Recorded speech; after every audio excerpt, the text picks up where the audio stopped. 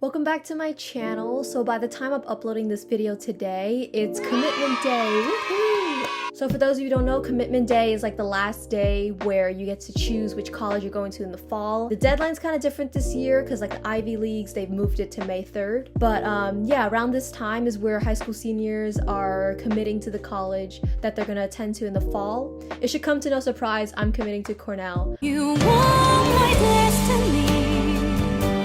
So I'm starting this series on my YouTube channel. I think it's going to be titled something like the College Application Timeline or just my journey in general. And what I'm going to be doing is I'm going to be posting monthly updates, monthly videos, telling you guys what to do during that month and what you're expected to sort of get done so that you guys can track your progress and you can ask questions in the comments and just to guide you guys through this because I didn't have that. It might seem daunting at first, the college application process, because there's just so much to do. So that's why I started this series. I wanted to give you guys that guidance and sort of that checklist so that you know what to do during each month so you're not falling behind. And as always, if you guys want like an in-depth video on any of these topics that I cover, just let me know down below and I'll try my best to get back to you guys as soon as I can. So without further ado, these are the top 5 things I would do the May of your junior year to get a head start and to really maximize the time that you have. So the first thing I would suggest you guys to do is to do your research and to start building a really vague college list. It doesn't have to be finalized just yet. What I would do is I would start narrowing down what I want in a college just to figure out what my priorities are, whether or not I'm looking for a research institution, a public college, private college,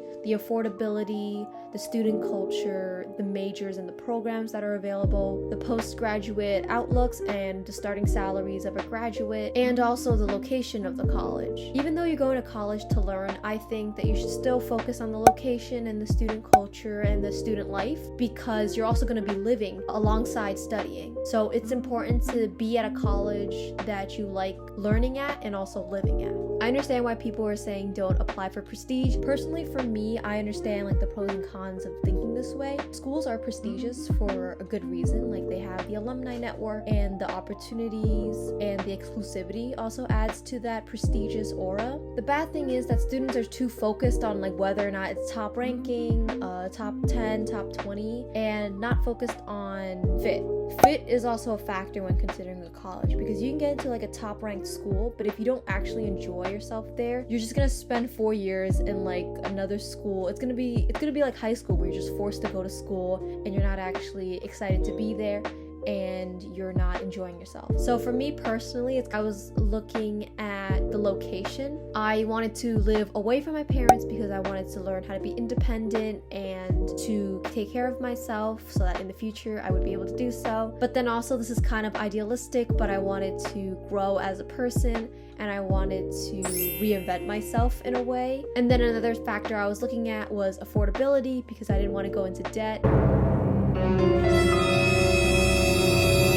I would recommend signing up for virtual tours of all the potential colleges that you might have like a little bit of interest in. It's still not safe to go to these campuses and I don't think any of them are open right now for tours, but you can go on virtual tours on their website.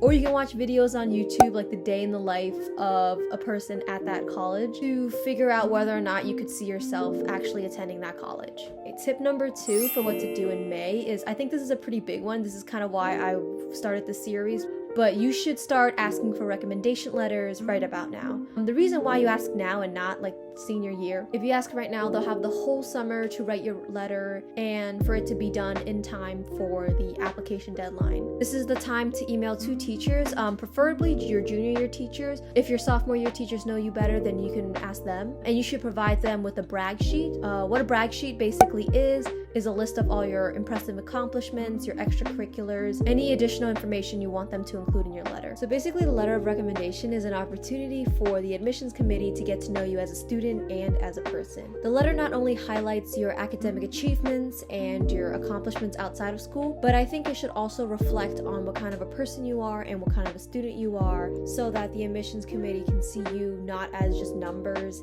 and words, but as an actual person, and they can see whether or not you would fit in the coming class. Third thing that I would recommend juniors to do right now is to sort of figure out whether or not you're submitting a test score, and I'm gonna post some data I found on whether or not it hurts your chances or not, but the general consensus is that it won't hurt you necessarily, but you will have to make up for it in other parts of your application. That's why I would still recommend taking the SAT, because then you would have an additional place for you to shine. If your GPA and your extracurriculars are strong enough to overcome your lack of an SAT score, then you might not necessarily have to take it, but I feel like having an SAT score will help bolster your application even further, and it could help if you have a low GPA or not that many extracurriculars since it's all virtual. A pro tip to figure out whether or not your SAT score is high enough to submit and whether or not you should omit it or not is to go to something called the Common Data Set. So this is an initiative that asks every college to sort of fill out this form to provide data, and it makes the data available for the public. You just search up the name of the university and search up Common Data Set. You'll see how many people are applying, and most importantly, you'll be able to see the average median SAT score at that school, and then you can judge whether or not you should submit your SAT score. So yeah, basically go to the Common Data Set, check out the range of SAT scores that they admit, and if your score falls within it, great, you should submit it, and if it doesn't,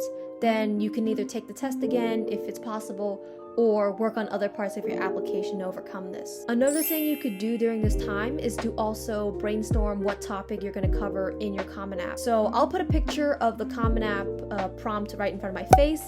My advice is to do a lot of brainstorming, write down everything that you could possibly write about, and to also do your research in what they're looking for in a Common App essay, and to read examples to gain inspiration, but no copying, just inspiration on what you could write about and what makes a Common App essay successful. Lastly, overall, this is my biggest piece of advice for juniors right now, but it's just to research and to form your game plan. So right now is the time where you want to figure out whether or not you're studying for the SATs, whether or not you're using the Common App or the Coalition app, whether or not you're applying to US schools or international schools, and how to plan your summer so that you're maximizing the time that you have before senior year. I think you need to ask these questions now and form a game plan on what you're gonna do so you have enough time to finish what you've set on doing. I don't want you guys to get scared because I'm uploading this video and it sounds really daunting that you're gonna have to do all these things, but it's still May, you're still in your junior year. You still have plenty of time to get these things done. If you do want to get a head start, I feel like these are where you need to focus on. The main thing to do in May is to ask your teachers for recommendation letters, because then they'll have the whole summer to get it done and they'll really thank you for that. The other things you don't have to really worry about, but I would implore you guys to get it started, put that in the forefront of your mind, because this is the start. This is the starting point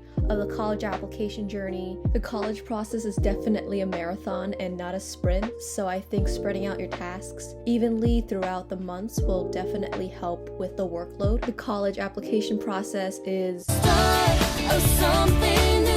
And I hope that every single one of you who are watching this video gets the results that you want, and you get to go to the school of your dreams the next fall. Thank you guys so much for watching this video, and I'll see you in the next one.